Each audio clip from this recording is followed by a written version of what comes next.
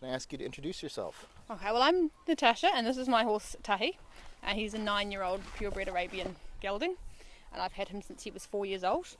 He's always been a very good doer, very good doer, and the last 2 years competition I've noticed he just lost weight over winter. Just nothing. He went to skin and bone and he had the spine protruding, he had the hips, this was just straight up and down. Yep. Last season I had to feed him to get any kind of weight on, and it didn't last. Fortunately, he went through a fence and didn't have any sort of competition, which is probably fortunate. Same thing happened again this time, and that's when we got hold of your EquiBrew. And around about that time I'd actually had some blood tests done with him, and my vet did suggest that he probably had ulcers.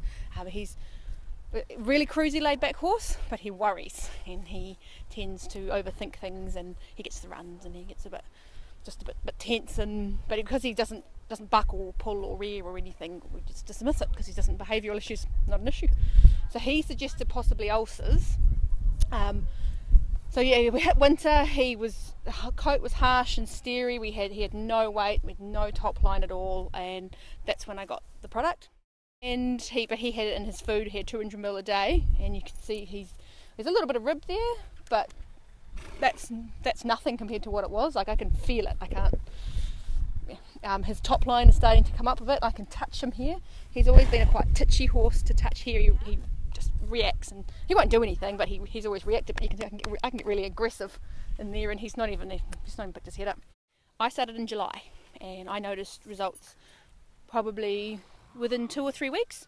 He started becoming, when he used to eat, it was almost like he was bracing for it to go into his stomach, so he would eat and just sort of stick his head out and like, oh, it's going to hurt, but he's a bit of a pig, so he just kept eating. But as you can see, he's really aggressive with that food now, and he's not even worried about it.